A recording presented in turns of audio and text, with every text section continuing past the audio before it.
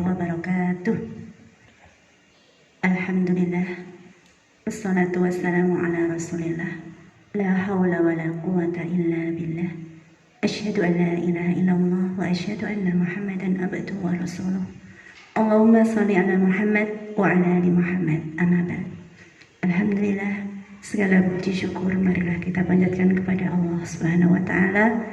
Pada kesempatan ini kita dipertemukan kembali dengan silaturahim meskipun dengan secara online dalam acara tausiah halal bihalal dengan tema Kembali Fitri di Tengah Pandemi yang diselenggarakan oleh Yayasan Sosial dan Pendidikan Al-Fat. Salawat serta salam marilah kita sanjungkan kepada uswah hasanah kita Rasulullah Muhammad Sallallahu Alaihi Wasallam. Mudah-mudahan kita termasuk pengikutnya yang senantiasa istiqomah dalam ketakwaan. Amin ya rabbal alamin. Baik, Bapak Ibu sekalian, alhamdulillah bersama saya di sini telah hadir narasumber kita, Umi Latifah Munawarah. Assalamualaikum Umi. Waalaikumsalam warahmatullahi wabarakatuh. Ya. Gimana kabarnya, sehat? Alhamdulillah, alhamdulillah. Ya, beliau ini sehari-hari sebagai dosen di Universitas Islam Negeri UIN Wali Songo Semarang.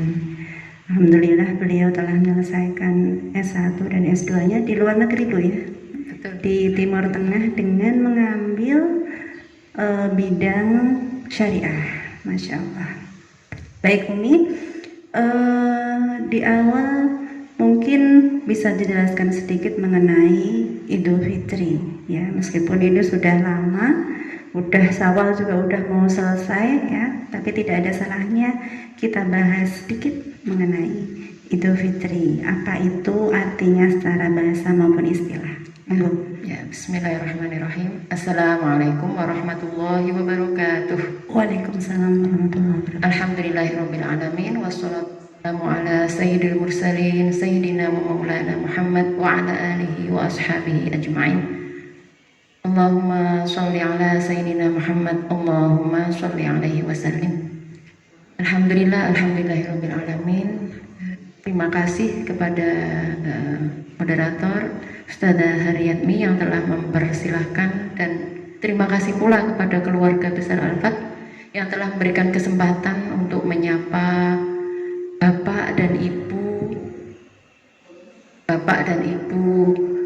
penyuka atau keluarga besar Yayasan Al-Fat SDIT Umar bin Khattab. TK juga Umi. TK juga mohon maaf, saya juga punya anak di TK ya. Jadi keluarga besar Yayasan Al-Fat mulai dari PAUD, TK dan SDIT Umar bin Khattab. Ya, sudah dijelaskan tadi ya bahwa kita sudah memasuki hampir menyelesaikan bulan Syawal ya. Tapi gema halal bihalal masih terdengar di mana-mana. Bahkan karena sarana teknologi ini, maka halal bihalal masa sekarang seringkali, dan memang itu sebuah keharusan, dilakukan dengan cara virtual melalui webinar atau melalui Zoom dan lain sebagainya ya. Walaupun memang halal bihalal identik dengan Syawal dan kita sudah hampir selesai bulan Syawal, tak ada salahnya di sini kita sembari mencari spirit, mencari ibroh. Maka di sini kita mengadakan atas inisiatif Yayasan Al-Fat, kita mengadakan bersama tausiah halal bihalal ya, dengan tema Kembali Fitri di Tengah Pandemi. Tadi ditanyakan oleh moderator ya, ketika kita mendengar kata Idul Fitri, dan itu selalu kembali kepada kita tiap tahunnya sesuai dengan makna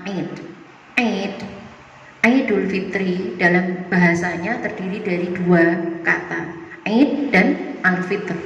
Id kata yang pertama, Id itu kalau kita lihat dalam kamusnya maka Id itu dari kata ada itu kembali. Sebagian mengatakan Id itu dari kata ada itu kebiasaan. Kenapa Idul Fitri dinamakan Aid? Karena di sini selalu kembali kepada kita tiap tahunnya. Itu bila secara bahasa kembali, ada yaudu, kembali.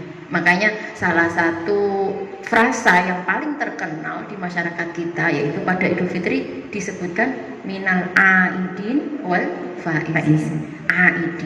Aidin itu dari kata aid, ada yaudu, kembali. Sementara kata al-fitr memiliki dua makna juga. Makna yang pertama, al-fitr makna bahwasanya dari kata fitr, iftar atau berbuka, dimana setelah 30 hari, setelah 29 atau 30 hari kita berpuasa, dari terbitnya fajar hingga tenggelamnya matahari selama 30 hari, 29 30 hari, maka di sini pada hari Idul Fitri di sini kita berbuka.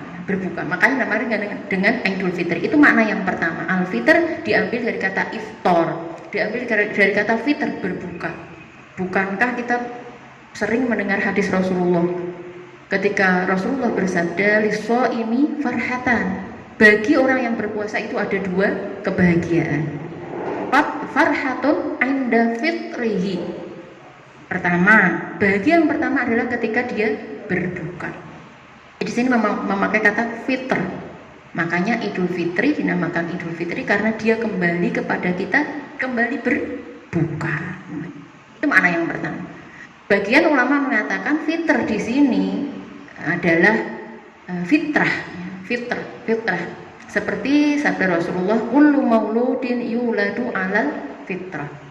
Setiap bayi yang dilahirkan maka di sini dilahirkan dalam kondisi fitrah. Fitrah itu apa? Suci. Fitrah ini suci. Bayi ibarat bayi di sini suci. Dia lahir tidak memiliki dosa, dia lahir bersih. Hal ini sesuai dengan sabda baginda ketika kita mendengarkan salah satu keutamaan puasa Ramadan. Apa keutamaan puasa Ramadan? Rasulullah bersabda, "Man shoma Ramadan imanan wahtisaban ghufira lahu ma taqaddama min dzambi." Jadi kembali kepada fitri ini diambil dari hadis Rasulullah. Kembali kepada fitrah ini diambil dari Rasulullah bahwasanya orang yang berpuasa ini salah satu keutamaannya Allah Subhanahu wa taala mengampuni dosa-dosanya yang telah lalu. Namun ya, kalau kita lihat di masyarakat Arab, makna yang kedua ini jarang digunakan. Di masyarakat Arab yang namanya Idul Fitri ya kembalinya ke nomor satu tadi, makna nomor satu bahwasanya sini itu berbuka. Makanya di sini kita lihat kalau Idul Fitri ada makan-makan, bergembira, toplesnya banyak ya, Mia. Toplesnya banyak. Betul ya. Ya, jadi itu adalah makna secara bahasa ya, secara bahasa. Kalau kita menggunakan minal aidin wal faizin, kalau di masyarakat Arab sering menggunakannya adalah asakum min awadah. Mudah-mudahan semoga kalian termasuk orang-orang yang kembali. Wadah, yaitu orang yang kembali lagi bertemu dengan Id. Maknanya berarti bertemu lagi mudah-mudahan di tahun depan dengan bulan Ramadan. Ketika kita berdoa, kita mudah-mudahan bertemu dengan Id, maka sudah otomatis include bahwasanya doa kita mudah-mudahan dipertemukan lagi dengan bulan Ramadan. Ya. Jadi itu adalah makna Id, baik secara bahasanya. Namun secara istilahnya, ya seperti yang kita ketahui bersama, secara istilah bahwasanya Idul Fitri adalah satu hari di mana Allah Subhanahu wa taala memberikan kita kenikmatan. Setelah berpuasa 1 bulan, maka ada 1 hari merayakan kemenangan-kemenangan. Salah satu doanya atau ucapannya tadi minal aidin wal faizin.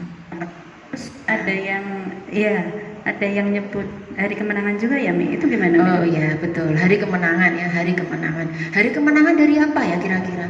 Ketika kita mengatakan mengucapkan minal aidin wal faizin ya. Mudah-mudahan kalian, kita semuanya termasuk orang-orang yang kembali kepada fitrah, termasuk orang-orang yang kembali kepada fitrah dan termasuk orang-orang yang menang. Menang apa? Menang dalam artian alhamdulillah. Berbahagialah bagi orang-orang yang sudah menuntaskan. Berbahagia dengan ibadah itu adalah sebuah syiar. Ketika kita berbahagia karena ibadah kita telah menyelesaikan 1 bulan full puasa selama bulan Ramadan, itu adalah bagian dari syiar dan itu adalah kemenangan. Tentu ketika merayakan kemenangan ini tidak sampai pada tingkat ujub ya, tidak ya. Namun di sini kita berbahagia.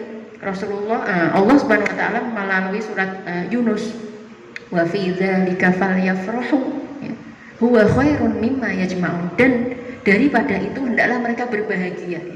Berbahagia karena apa? Berbahagia karena taat. Itu adalah seorang muslim, seorang yang berbahagia ketika dia menjalankan ketaatan. Sebaliknya ya, terdapat sebuah hadis ya, man sarrathu hasanatuhu wa man sa'athu sayyi'atuhu fa huwa mu'min. Apabila seseorang itu dia berbahagia karena ketaatan dan dia itu merasa feel guilty, nggak enak rasanya, merasa sedih ya, karena dia telah berbuat kejelekan, maka saksikan bahwasanya dia itu seorang mukmin. Itu adalah hadis Rasulullah ketika menyifati salah satu sifat orang mukmin seperti itu. Ketika dia berbahagia melakukan ketaatan dan ketika dia melakukan kejelekan, maka dia itu merasa sedih ya, kok ini toh kemarin itu bla bla bla, astagfirullah ya Allah. Terus akhirnya dia hatinya sendiri ini karena memang masih hidup, maka dia blame itu apa? Blame itu menyalahkan, menyesal. Ketika dia melakukan kejelekan, maka dia itu menyesal ya. Jadi di sini kemenangan itu tadi ya. Kita sebagai seorang mukmin, kita merayakan kemenangan setelah kita 1 bulan penuh berpuasa. Tentu berpuasa di sini dengan segala maknanya. Berpuasa menahan nafsu, berpuasa dari perkataan yang kotor dan lain sebagainya. Maka di sini adalah memang identik Idul Fitri ini adalah identik dengan hari kemenangan bagi seorang muslim. Saya kira begitu maknanya. Berarti bisa dikatakan gini ya, Mi, yang bisa memaknai Idul Fitri itu bisa dimaknai gini. Idul Fitri itu berarti dirayakan, seharusnya ini ya dirayakan oleh mukmin yang memang berpuasa ya. Karena berpuasa berarti dia nggak menang dong gitu ya. Seringkali memang seperti itu ya. Sing ra poso rasa bodoh gitu, seperti itu ya. Tapi kan kita juga nggak tahu ya, siapa yang tidak berpuasa kita nggak tahu. Karena ini memang ibadah khusus, hanya Allah Subhanahu wa taala yang tahu tentang ibadah puasa ini ya. Makanya Allah berkata, asyamu li, puasa itu hanya untukku. Kowe poso ora poso wong ora nggak tahu ya.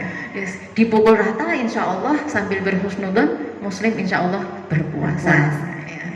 Baik Umi, yang selanjutnya mungkin kita pengen tahu juga nih, kalau di zamannya Rasulullah dulu ya, itu kalau saya pernah baca Rasulullah itu rayakan Idul Fitri yang pertama itu ketika setelah perang Badar. Tuh, kalau iya benar nggak Mi? Betul. Nah, ya. itu mungkin bisa disampaikan sedikit kalau di sirah sebenarnya seperti apa teladan yang dicontohkan oleh Rasulullah ketika merayakan Idul Fitri. Ya. Jadi kalau kita melihat sirah tadi disebutkan ya, karena kewajiban puasa pertama kali tahun berapa? Kewajiban puasa tahun berapa ya? Tahun berapa? Tadi perang Badar tahun berapa? Tahun 2 Hijriah. Ya. Kewajiban puasa Ramadan pertama kali terjadi pada tahun 2 Hijriah. Berarti kewajiban pertama kali puasa langsung diikuti dengan adanya Idul Fitri. Sehingga Idul Fitri pertama kali terjadi di umat Islam yaitu pada tahun kedua Hijriah, bertepatan dengan setelah perang Badar itu tadi. Setelah perang Badar. Nah, bagaimana Rasulullah di sini melakukan perayaan Idul Fitri? Kita lihat dalam buku-buku hadis Rasulullah bagaimana Rasulullah merayakan Idul Fitri. Maka di sini biasanya Idul Fitri ini cenderung kepada perayaan kebahagiaan. Bahwasanya di sini Rasulullah berbahagia dan juga mengajak umatnya untuk berbahagia, bersenang-senang. Istilahnya bersenang-senang. Kita bersenang-senang sampai teriwayatkan pula bahwasanya pada hari raya Idul Fitri ya, atau hari raya pada secara umumnya itu pernah ada semacam orang-orang Habasyah di sini, mereka itu menari, bukan menari ya, seperti menari tetapi dengan pedang. Apa ya namanya? Istilahnya apa ya? Perayaan, istilahnya apa ya? Kayak menari tapi orang laki-laki di sini memakai pedang, tetapi pedang itu digunakan untuk semacam tari ya, unjuk kebolehan gitu kan ya, unjuk kebolehan seperti itu. Terus Rasulullah melihat Aisyah ini, sepertinya Aisyah kok pengen ikut nonton istilahnya. Mungkin konser kecil-kecilan ya atau apa ya, ya itu tadi ya, unjuk kebolehan.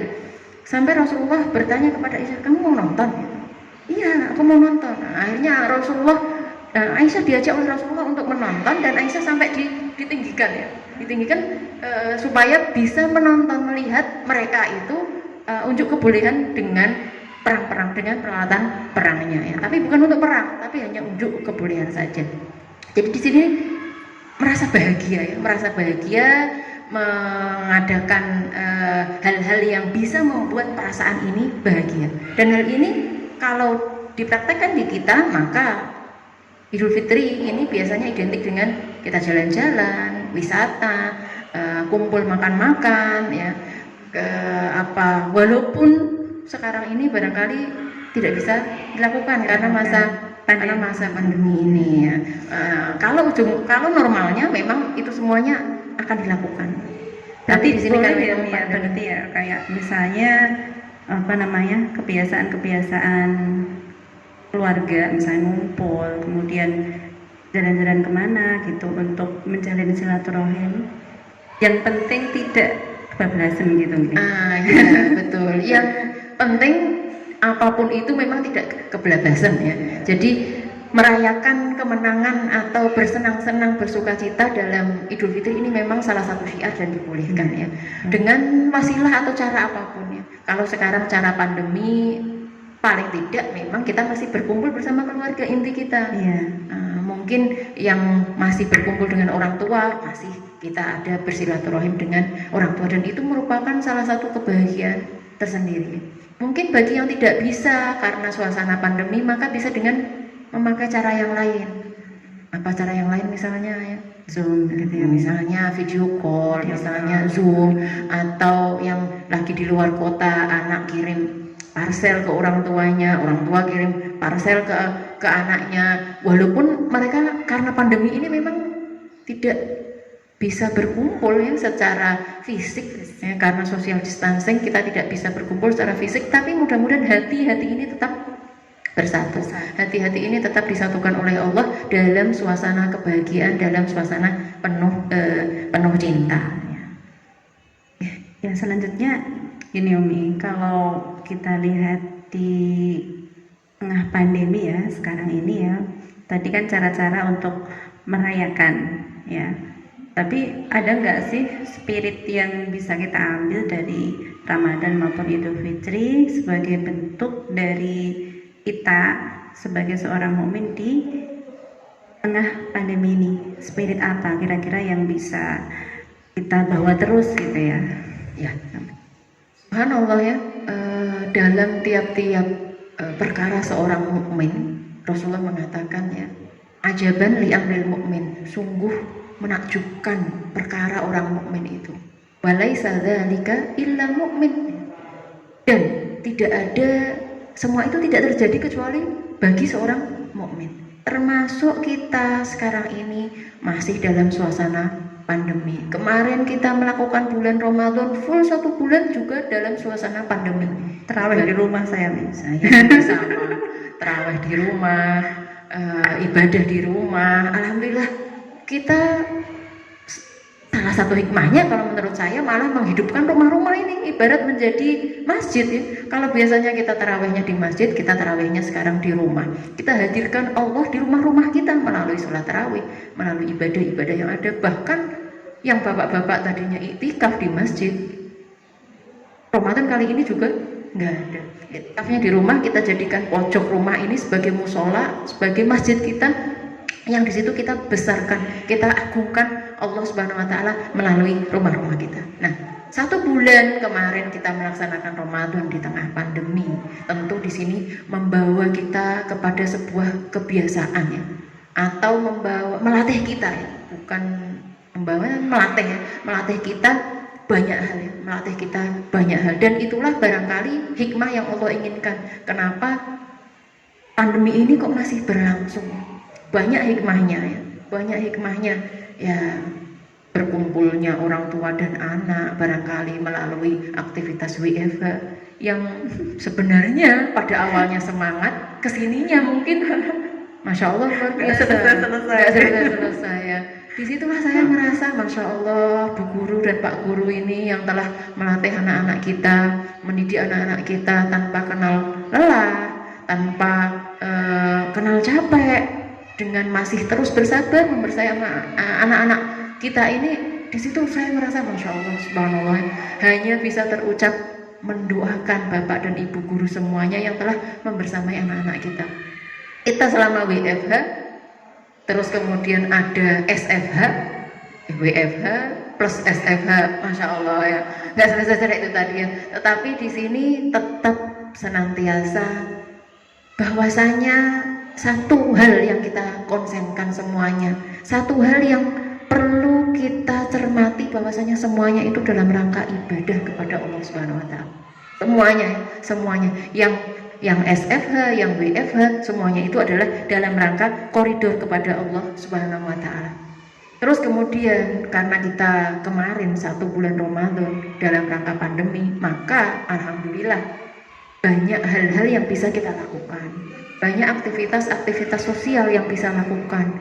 Mungkin ikut serta dalam bakti sosial yang diadakan oleh Al-Fat dan lain sebagainya, atau bakti sosial seperti itu. Mudah-mudahan di sini membawa kita spirit bersedekah atau spirit berbuat baik ya, peduli dengan empati peduli ya. Ini yang terus kita jaga, tidak hanya pada bulan Ramadan. Maka ketika kita setelah selesai 1 bulan Ramadan, kesininya 11 bulannya, maka di sini mudah-mudahan juga kita masih terus membawanya. Amin ya, amin. Tentu selain spirit peduli ini, maka di situ ada spirit ibadah, atau yang mungkin kita istilahkan istiqomah itu tadi. Gimana nih biar tetap istiqomah gitu? Kalau Masya Allah ya. Saya sendiri ngerasa udah mulai ini nih. Yang dulunya mungkin gampang banget pas Ramadan tuh 1 hari ya bisa mungkin lebih dari 2 juz. Ya, anak-anak juga semangat itu. Tapi makin kesini Masya Allah godaannya luar biasa. Betul. Dan itu ada kiat-kiatnya gitu ya, biar bisa istiqomah. Iya.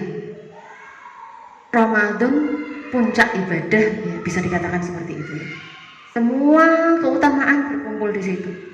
Semua banyak sekali melalui hadis-hadis Rasulullah, maka di situ ada keutamaan yang menjadikan kita ini berasa dalam puncaknya. Nah, sebuah hadis Rasulullah mengatakan innalikulli amalin syirratun ya, walikulli syirratun fatratun, faman kanat fitratuhu ila sunnati faqad ihtada, wa man kanat fitratuhu ila ghairi dzalik faqad halak. Rasulullah mengatakan setiap amalan itu ada puncaknya. Barangkali kalau kita puncaknya itu ada di bulan Ramadan. Setiap puncak pasti ada futurnya. Futur itu apa ya? Kayak kurva gitu ya, melokro kalau bahasa kita ya, kurvanya ya. Kurvanya kalau naik, nah di sini sekarang mulai turun.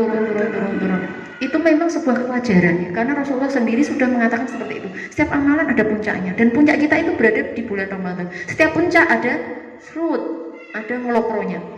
Namun hal yang perlu perhatikan yaitu sabda Rasulullah yang berikutnya, siapa yang futurnya masih tetap dalam sunnahku, dalam artian siapa yang waktu futur, waktu turun ya, waktu turunnya itu masih tetap dalam koridor sunnahku, dalam artian masih tetap menjaga kewajiban Islam, tidak sampai kepada maksiat ya, walaupun barangkali mungkin minimalis, tidak seperti halnya Ramadan. Itu pasti, karena memang Ramadan tidak bisa disamakan. Iya, bandingannya adalah kalau kata Ustadz Hadi Hidayat, bandingannya di sini adalah sebelum Ramadan. Jangan dibandingkan ketika Ramadan, karena kalau dibandingkan dengan Ramadan tidak akan ada bandingannya. Karena waktunya beda, semangatnya beda, orang-orang juga saling bantu-membantu untuk ketaatan ini berbeda sekali. Sekarang di Syawal, lalu memasuki bulan-bulan berikutnya, di sini akan jauh berbeda dengan Ramadan. Maka di sini satu hadis Rasulullah tadi bisa kita jadikan pedoman. Jika kita futur, maka hendaklah futur ini jangan sampai membawa kita kepada maksiat Allah Subhanahu wa taala. Nah, di sini ada hadis Rasulullah tadi, siapa yang futurnya itu masih tetap dalam sunnahku, kata Rasulullah, maka dia tetap mendapatkan petunjuk. Faqad ihtada. Ya. Tapi siapa yang futurnya itu sudah keluar dari sunnahku, faqad halak. Hati-hati, dia akan menuju ke lubang kebinasaan. Nah, di sini hati-hati. Itu yang kita taruh bahwasanya memang Ramadan ini tidak bisa disamakan ya. Memang akan ada bedanya. Namun bagaimana kita bisa menjaga walaupun barangkali minimalis. Ini yang kita selalu inginkan.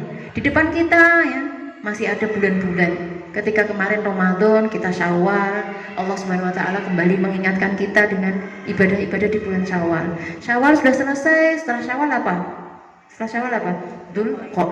Dzulqa'dah, mulai Dzulqa'dah, Dzulhijjah, Muharram, bulan 11, bulan 12, lalu ada bulan 1, 3 bulan berturut-turut Allah juga kembali memberikan kita keistimewaan lagi. Kita berada di bulan 4 bulan yang mulia, Ashhurul Hurum, yang disebutkan dalam hadis Rasulullah bahwasanya itu adalah Ashhur al-Hurum, 4 bulan yang mulia. Masih ada kesempatan untuk ibadah. 4 bulan yang mulia, ibadah di sini juga ada nilai-nilai peningkatan. Ada ditingkatkan pahalanya, dilipatkan pahalanya oleh Allah Subhanahu wa taala. Ya Allah. Kalau kaitannya dengan anak-anak gimana nih? Wah ya, kaitannya dengan anak-anak ini ya. Karena kita sebagai orang tua, maka kewajiban yang pertama kali kita ini adalah anak-anak kita. Kita benar-benar merasa kehilangan ketika anak-anak ini harus diwajibkan sekolah di rumah. Itu benar-benar ya, kita merasa kehilangan satu waktu ya, di mana anak-anak yang biasanya sekolah belajar dengan bapak dan ibu guru, ternyata waktu ini untuk sementara waktu ditiadakan. Nah, di sini semuanya harus beradaptasi. Saya beradaptasi, Haryatmi beradaptasi, semuanya beradaptasi. Satu keluarga beradaptasi, bertolong menolong, suami dan istri tolong menolong di sini bagaimana menghadirkan suasana belajar di rumah. Tentu hal-hal yang diperhatikan, sabar. Nah, di sini sabar. Satu kata yang memang Masya Allah saya juga tidak bisa, masih terus belajar dan belajar ya. Karena konon katanya, kata Allah Subhanahu wa taala, innama yuwaffas sabiruna ajruhum bighairi hisab. Orang yang sabar ini pahalanya tanpa hisab. Tanpa hisab, gak ada pahala yang bisa menyamai pahala sabar. Salah satunya pahala sabar ketika kita mendidik anak-anak kita, bersabar mendidik anak-anak kita. Tipsnya apa? Saya juga masih belajar ya Bapak Ibu. Sebenarnya satu kata sabar itu satu sudah kata cukup. yang sudah kita ketahui semuanya ya. Satu kata cukup ya, satu kata itu. Tapi satu kata ini yang memang aplikasinya Masya Allah. Aplikasinya Subhanallah. Satu seminggu, 2 minggu, 1 bulan, ternyata ini sepertinya semakin mundur saja. Masya Allah. Kalau saja ada apotek yang jualan sabar, barangkali di sini akan laris ya, Ustazah ya. Tapi di sini kembali lagi ya, kita komitmen bersama bahwasanya anak-anak di sini adalah investasi kita. Maka mungkin kalau anaknya sudah besar barangkali bisa diajak kerjasama ya, sudah mandiri, sudah bisa mengerjakan tugas-tugasnya sendiri, laporan sendiri ya. Tapi yang anak-anak kecil ini yang butuh ketelatenan kita, murojaah, ayat-ayat, surat-surat pendek, murojaah doa-doa yang sudah diajarkan di sekolah, murojaah hadis-hadis yang sudah diajarkan. Nah, untuk menambah, Masya Allah, yang bisa menambah luar biasa. Saya untuk murojaah saja masih keteteran ya, mempertahankan.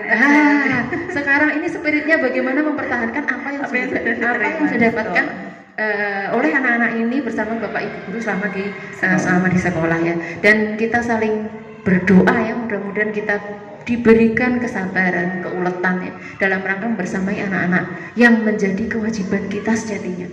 Bukan kewajiban sekolah, kewajiban kita pada pertama kalinya. Sekolah ini hanya sifatnya membantu. Sekolah sifatnya membantu, kewajiban kita mendidik anak-anak kita, dan di sini adalah ujian kita ketika kita berada di pandemi. Alhamdulillah ya, kita doakan ya bagi mereka yang tidak bisa mengikuti pembelajaran secara jarak jauh karena keterbatasan. Itu tadi ya, karena kan tidak semuanya memiliki laptop, tidak semuanya memiliki sinyal, tidak semuanya memiliki wifi, semuanya serba keterbatasan. Maka di sini kita doakan mudah-mudahan mereka diberikan kekuatan. Pun juga kita doakan, kita doa bersama mudah-mudahan segera wabah ini segera Allah angkat ya. Senantiasa kita berdoa Allahumma kshif annal bala'a wal waba'a wal ghala wasyada'ida wal mihan. Ya Allah, angkat wabah ini ya, supaya segera selesai. Namun tentu semuanya itu adalah sudah menjadi kehendak Allah, dan di sini kita sebagai seorang mukmin hanya bisa melakukan sabar dan melakukan upaya-upaya atau mengikuti protokoler kesehatan sesuai yang dianjurkan oleh pemerintah supaya wabah ini dapat segera selesai. Amin, Allahumma amin. Baik, tetap ada hikmah Bu ya. Seorang mukmin itu dia akan pandai dalam keadaan apapun, dia akan pandai untuk mengambil hikmah ya, baik itu sesuatu yang menyenangkan maupun sesuatu yang menyedihkan ya. Mudah-mudahan kita semuanya nanti bisa segera melalui ya wabah pandemi ini dan bisa melakukan aktivitas seperti sedia kala. Amin ya Allah. Amin. Baik, Umi Latifah, mungkin sedikit closing statement ya, karena waktu juga ini. Closing statement untuk Bapak Ibu sekalian yang ada di rumah. Monggo saya persilahkan. Ya, alhamdulillah Bapak Ibu yang dirahmati oleh Allah, rahimani wa rahimakumullah. Alhamdulillah ya. Di sini sebagai kalimat akhir dari saya, usikum wa nafsi, tentu pertama dengan takwa kepada Allah ya. Khususnya di masa-masa sekarang ini ya. Maka ketakwaan ini yang mudah-mudahan sebagai salah satu solusi di mana Allah akan mengangkat musibah-musibah yang ada.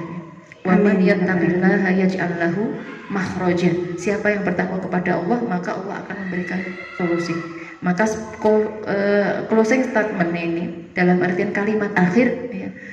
Kalimat akhir atau pesan untuk bertakwa senantiasa tetap kita camkan. Usikum wa nafsi, saya pribadi juga Bapak dan Ibu, maka selalu di sini memelihara ketakwaan diri dan juga menjaga ketakwaan anak-anaknya, dalam artian mendidik supaya mereka juga bertakwa.